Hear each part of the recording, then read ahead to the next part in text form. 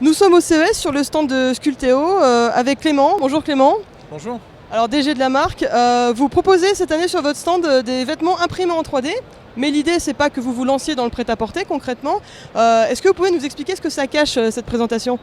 Alors cette présentation de vêtements imprimés en 3D en fait est un moyen pour nous de montrer le nouveau matériau que nous lançons, qui est un matériau souple, avec lesquels nous pouvons fabriquer des objets donc, qui vont être fonctionnels et souples. C'est pour ça qu'on a eu l'idée de faire cette collection de vêtements en collaboration avec Lesmode, qui nous a permis de montrer qu'on avait un matériau souple, et c'est un matériau souple qui est pas seulement fait pour du prototypage, mais c'est quelque chose qui est vraiment utilisable et qui peut permettre de changer la manière dont on va fabriquer les objets de notre quotidien.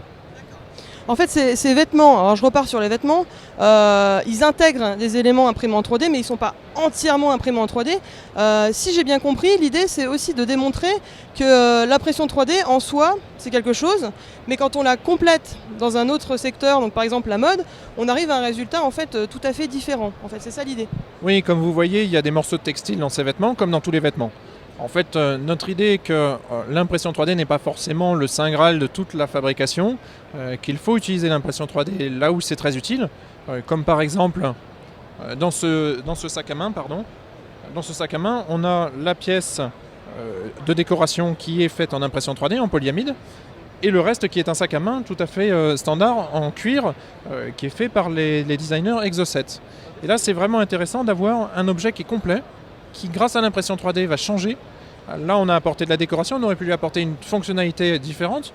Dans ce casque par exemple, l'impression 3D permet d'augmenter la qualité acoustique, puisque cette grille là qui est ici a été designée par impression 3D et a été fabriquée vraiment de manière totalement optimale pour la qualité acoustique. Et c'est ça ce qui nous intéresse, c'est d'utiliser l'impression 3D là où elle est la plus pertinente, pour que nos clients obtiennent du succès dans leurs objets, par exemple fassent des super casques ou fassent des super sacs à main. Donc c'est vraiment, je crois que c'est vraiment ça ce qui va changer le monde, utiliser l'impression 3D là où elle est très très pertinente et très performante. En tout cas, c'est un beau projet et ça démontre effectivement, là on ne le savait pas forcément dans ce casque-là, que l'impression 3D, maintenant elle est presque partout en fait. Et vous, c'est là-dessus que vous comptez travailler dans les prochaines années ? Oui, nous, ce qui nous intéresse, c'est la manière dont l'impression 3D change la fabrication. C'est-à-dire qu'on est dans une technologie de manufacturing, de production, c'est-à-dire des choses qui vont dans les usines. Et c'est une part d'une usine, de se dire qu'on va produire en impression 3D comme on va produire autrement. Il y a des pièces en métal, il y a des pièces en plastique, il y a des pièces en bois, il y a des pièces en cuir dans ce casque. Donc toutes les technologies sont bonnes. On va utiliser l'impression 3D là où elle est la meilleure. Pour optimiser quelque chose, on peut optimiser une forme décorative, on peut optimiser comme sur les jupes l'aspect extérieur avec une pièce qui est souple, qui est durable, qui ne va pas se casser. Donc c'est vraiment ça ce qui nous intéresse aujourd'hui. Bon très bien, je suis très intéressé par ce sac, vous me direz où je peux l'acheter. Merci Clément. Merci.